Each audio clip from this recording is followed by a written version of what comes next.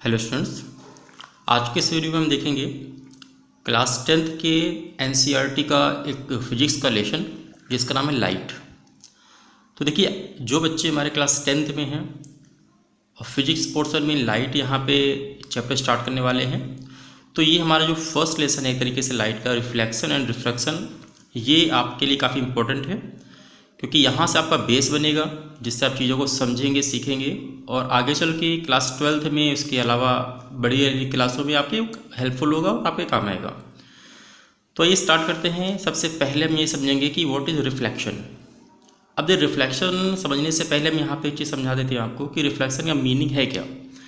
देखिए, आपको रिफ्लेक्शन क्यों इम्पोर्टेंट है वो आप चीज़ समझ सकते हैं, क्योंकि देखिए जितनी भी चीज़ें हम अपने आँखों से देखते हैं, मान लेते हैं सपोज़ करिए कि यहाँ पे कोई ऑब्जेक्ट रखा हुआ है,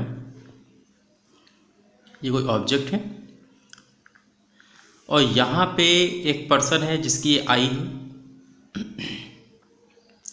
अब ये जो पर्सन है ये इस ऑब्जेक्ट को देखना चाह रहा है, तो अगर ये ऑब्जेक्ट अपने यहाँ से लाइट एमिट करके इसके पास नहीं भेजेगा तब तक ये इस ऑब्जेक्ट को या इस पर्सन को वो चीज़ दिखाई नहीं देगी।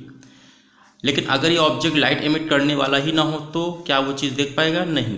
मतलब कह सकते हैं सिंपल से वर्ड्स में, अगर हमारे घर में, हमारे रूम में ये कोई भी ऑब्जेक्ट है, मान लेते हैं यहाँ पे कोई टेबल है या चेयर है, तो ये अपने आप तो लाइट एमिट करेगा नहीं। तो अगर इसके सराउंडिंग कोई लाइट का सोर्स नहीं है तो ये पर्सन क्या करेगा? इस ऑब्जेक्ट को नहीं देख पाएगा। तो क्या होता है कि जब भी हमें कोई चीज़ देखना होता है तो उस ऑब्जेक्ट के सराउंडिंग एक सोर्स होना चाहिए। ठीक है, मान लेते हैं सोर्स है लाइट का, ये लाइट का सोर्स है। तो लाइट का सोर्स क्या करेगा कि अपने अंदर से लाइट एमिट करेगा ऑल डायरेक्शंस में। तो ये जो लाइट होगी इस ऑब्जेक्ट के ऊपर भी इंसिडेंट होगी, मान लेते हैं ये इंसिडेंट हो रही है, तो ये जो लाइट इंसिडेंट हो रही है यहाँ से रिफ्लेक्ट करके इसकी आई में पहुँचेगी, तब जा कर के ये ऑब्जेक्ट क्या करेगा, ये पर्सन क्या करेगा, इस ऑब्जेक्ट को देख पाएगा। तो यही हमारा जो कॉन्सेप्ट होता है इसी को हम बोलते हैं रिफ्लेक्शन। मतलब क्या होगा कि रिफ्लेक्शन में हमें किसी लाइट सोर्स से जब लाइट इंसिडेंट होती है किसी ऑब्जेक्ट पे, उसे रिफ्लेक्ट होकर जब किसी की आई में पहुंचेगी तब जा कर के वो चीज़ हमको दिखाई देगी और ये फिनोमिना हमारा क्या होता है, ये हमारा रिफ्लेक्शन ऑफ लाइट होता है। तो आई होप ये आपको बेसिक कॉन्सेप्ट समझ में आया होगा। अब इसको हम लोग क्या करेंगे कि इसकी हम डेफिनीसन देख लेंगे कि डेफिनीसन इसकी क्या होती है। तो देखिए, डेफिनीसन के लिए आप इसको कह सकते हैं कि ए हाईली पॉलिश्ड सरफेस, ठीक है, मान लेते हैं अगर हमने किसी सरफेस को पॉलिश किया हुआ है तो आप इसकी डेफिनेशन कह सकते हैं कि a highly polished surface such as mirror, यानी मिरर आप ले सकते हैं, reflects most of the light falling on it, कि अगर मिरर में हमारी लाइट इंसिडेंट होगी तो मोस्ट ऑफ द लाइट क्या करेगा, वो एक तरीके से रिफ्लेक्ट कर देगा। तो यही हमारा जो फिनोमिना है ये क्या होता है, रिफ्लेक्शन ऑफ लाइट होता है। तो इसका मतलब ये हुआ कि रिफ्लेक्शन के लिए हम लोग जो मेनली डिवाइस यूज़ करते हैं वो कौन सी होती है, वो मिरर होती है। अब देखिए, अगर मिरर हमारी होती है रिफ्लेक्शन के लिए तो मिरर हमारे टू टाइप्स के होते हैं बेसिकली। एक होता है जिसको बोलते हैं हम प्लेन मिरर, हम प्लेन मिरर देखेंगे, और सेकेंड हमारा जो होता है वो होता है स्फेरिकल मिरर। तो हम उसके बाद स्फेरिकल मिरर के बारे में पढ़ेंगे। इसके अलावा और भी होते हैं, पैराबोलिक भी होता है, लेकिन हमारे फिलहाल कोर्स में दो टाइप के हैं, प्लेन मिरर और स्फेरिकल मिरर। तो हम एक एक करके चीज़ समझते हैं। सबसे पहले हम देखेंगे कि जो हमारा प्लेन मिरर होता है वो क्या होता है और कैसे यहाँ पे वो वर्क करता है। तो देखिए, प्लेन मिरर एक तरीके से एक स्ट्रेट यहाँ पे एक ग्लास पीस होता है, इसके वन साइड में हम क्या करेंगे, यहाँ पे इसके पॉलिश कर देंगे। पॉलिश करने का रीज़न क्या होता है, ताकि जो लाइट होती है इसके बैक साइड में ना जा पाए और मैक्सिमम लाइट क्या और रिफ्लेक्ट कर जाए।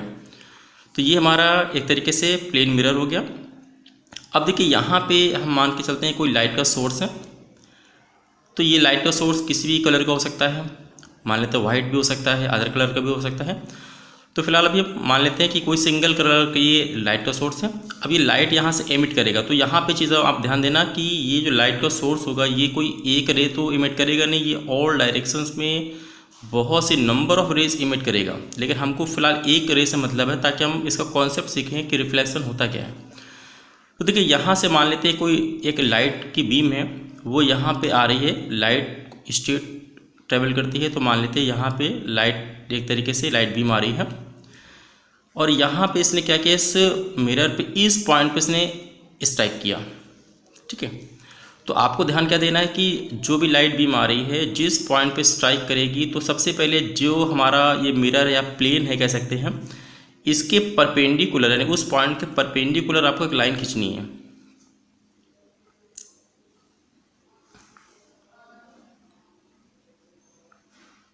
ठीक है, तो मान लेते हैं इस पॉइंट पे स्ट्राइक हो तो उसको बोलते हैं पॉइंट ऑफ इंसिडेंस, और ये हमारी जो रे आ रही है ये हमारी है रे ऑफ इंसिडेंस। तो ये जो हमारा जिस पॉइंट पे इंसिडेंट होगी ना, उस प्लेन के हम परपेंडिकुलर खींचेंगे, इसको बोलते हैं नॉर्मल। और नॉर्मल काफ़ी इंपॉर्टेंट रोल है, क्योंकि नॉर्मल से ही हम सारे एंगल को मेज़र करते हैं। अब देखिए ये हमारी इंसिडेंट रे आ रही थी ना, तो ये नॉर्मल के साथ एक एंगल फॉर्म करेगी। इस एंगल को हम जनरली आई से डिनोट करते हैं, angle of incidence.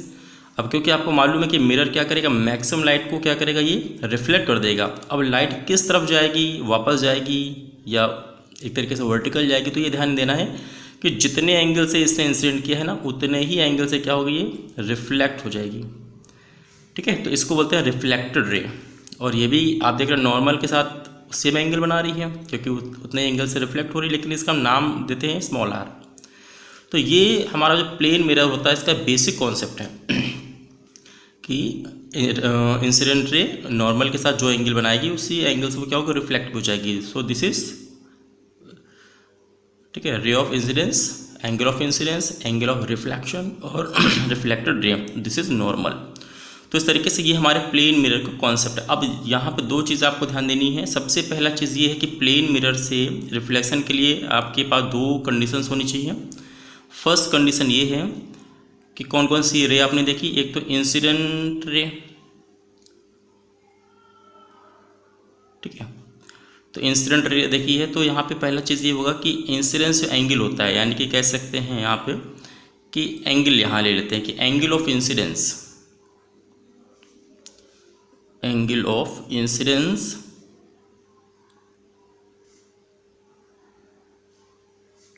Is always equal to the angle of reflection.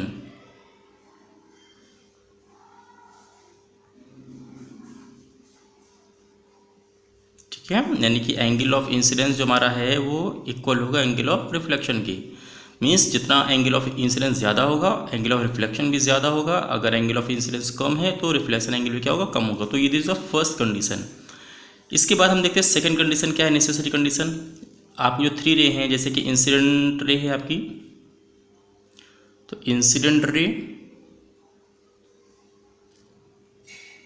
And normal to the incident point, क्योंकि जिस पॉइंट पे इंसिडेंट हो रही है वहाँ पे हम नॉर्मल यहाँ पे ड्रॉ करेंगे। इंसिडेंट पॉइंट एंड, और थर्ड रे कौन सी है, रिफ्लेक्टेड रे, रिफ्लेक्टेड रे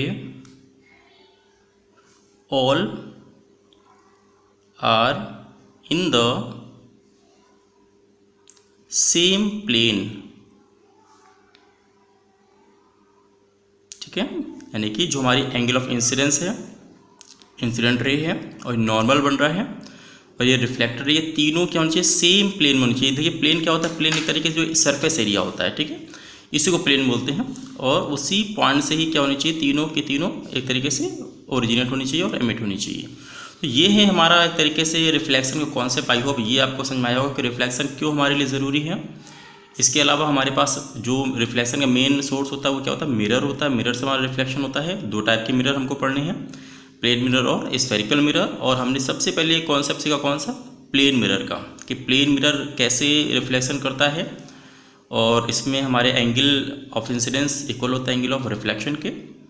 और यहाँ पे हमने इसके दो जो रूल्स होते हैं या कह सकते हैं इस नेसेसरी कंडीशंस हैं, इनको हमने देख लिया कि इन क्या होती है हमारी कंडीशंस। तो इसके बाद हम देखेंगे नेक्स्ट वीडियो में हमारा जो सेकेंड मिरर है कौन सा, स्फेरिकल।